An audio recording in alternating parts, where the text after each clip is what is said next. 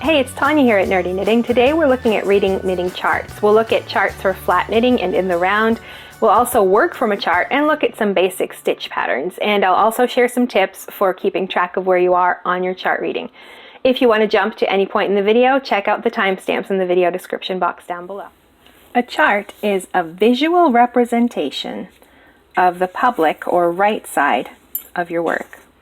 Get that out of the way.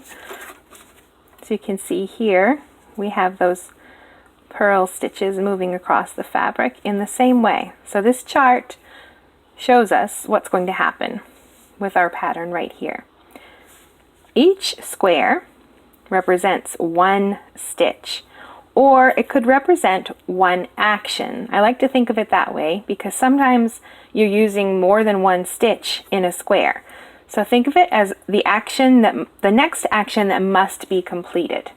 And you'll see here we have a key. These symbols show us what we're doing.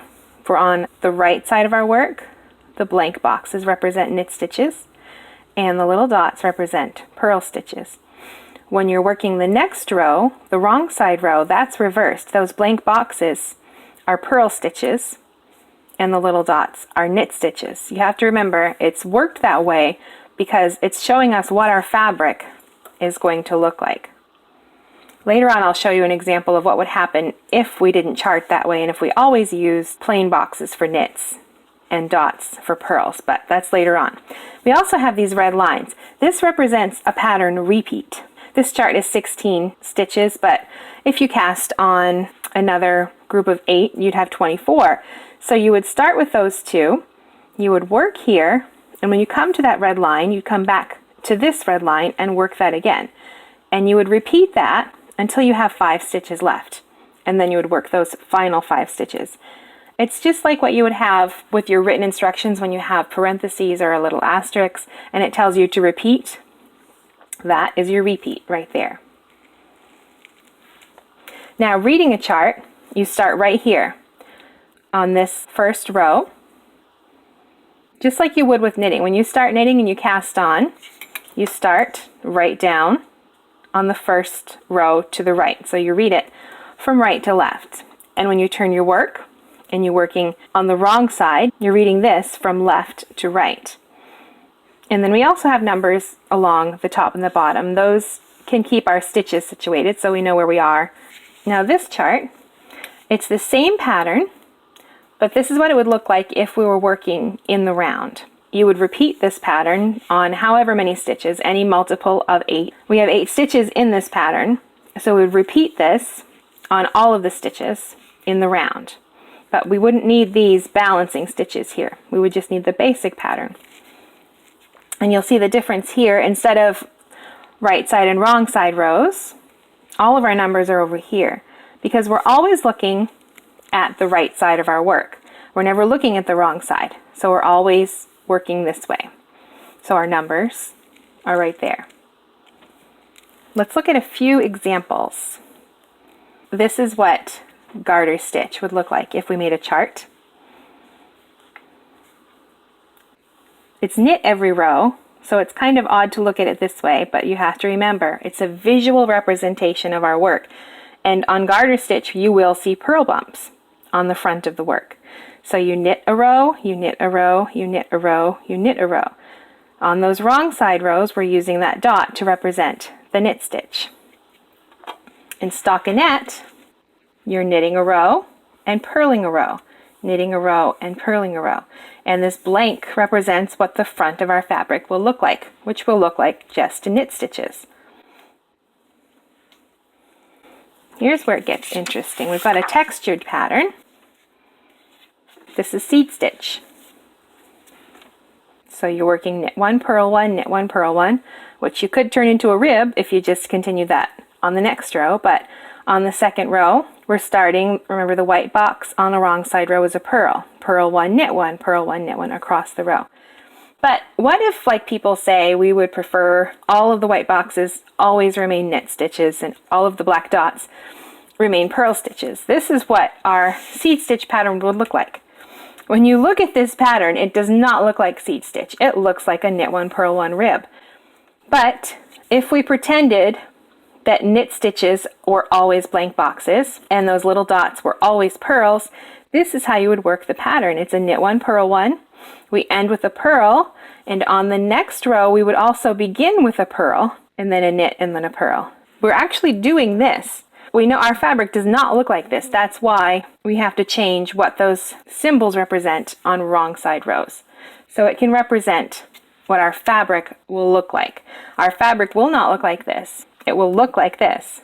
So that's why we have to reverse those. And it can be a bit confusing at first, but you just have to get used to when you're knitting flat that the wrong side rows, you have to reverse those knits and purls. So let's work a row. I'm back on row 1 here. And I have a knit 2 right there. Then I'm going to start what's in the box, and that's a purl 3.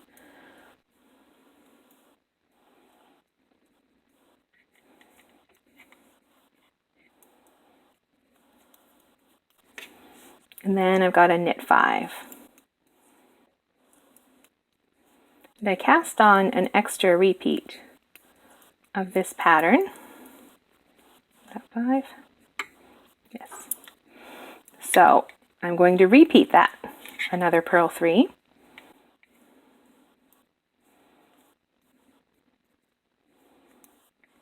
And another knit 5.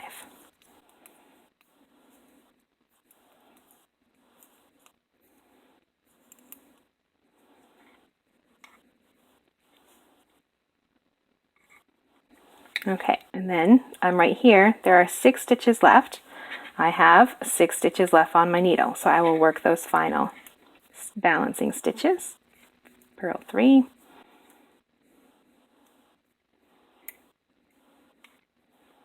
And knit 3.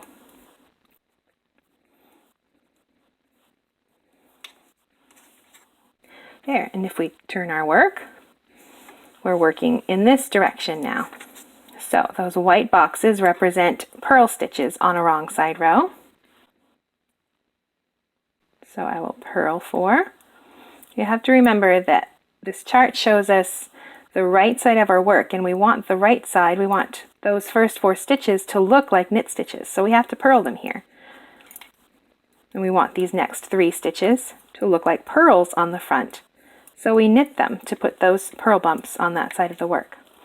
Okay, I'm right here in my repeat now. Purl 5.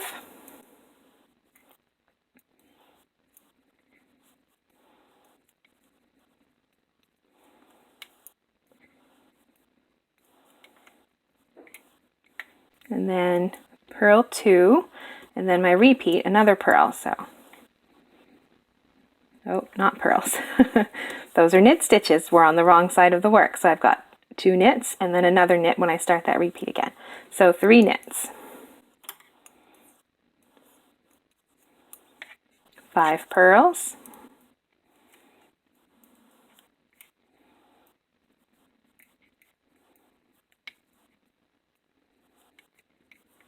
And we're at the end of our repeat. I have 4 stitches left. I finished those purls. So I have 2 knit stitches left within the repeat. 1 more knit stitch and then a purl stitch.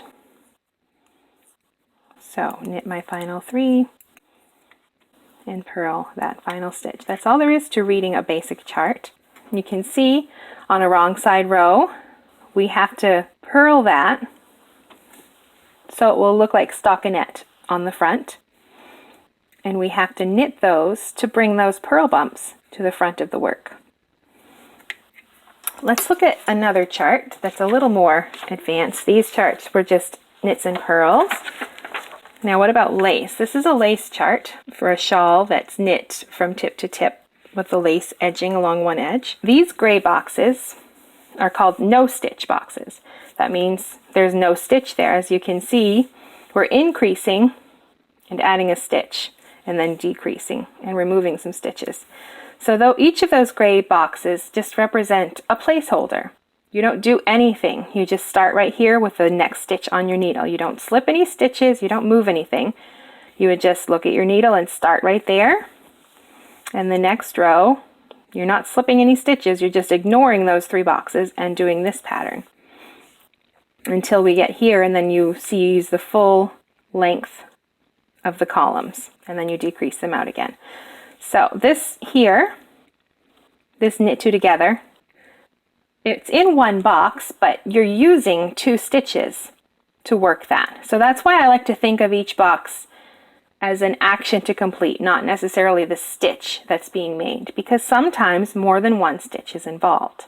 Now that we understand a little bit about charts, let's take it a little further. How would we keep track? Because if you have a large chart or this lace chart we just looked at, you might get confused about where you are in the pattern. So there's a few things you could do. You could use a little post-it note. You just place it above. Well, I finished row 1 and row 2, so I'm on row 3. So I would put my post-it right here. It covers what's upcoming, but it shows me what I'm going to be working, and it also shows me what my fabric should be looking like underneath. So I'll know if I've messed up somewhere or if I'm working everything properly. So I would work this row, and then when I finish, I would move my post-it. Another option is highlighter tape. This is what I prefer to use. It's a chart keeper, so it uses magnets to keep track of where you are, which is nice. It doesn't get lost, and it usually stays in place. And it works the same, like this would be in the chart keeper, and you would use this to keep track of where you are in the pattern. Really, the best thing to do is to just look at your work. That way, if you lose track of where you are, you can just compare your work to the pattern. Now, if I look here, I can see I have 4 knit stitches followed by 3 purl stitches. So I would just look at my pattern and see, where do I have 4 knit stitches followed by 3 purls? Right there. So I know that I've just finished this row and I'm ready to start that row. So no matter what happens to my chart, if I lose my place, I can sit down and figure it out because I start looking at what's on my needles. If you like to get a bit nerdy with your knitting, click the subscribe button down below.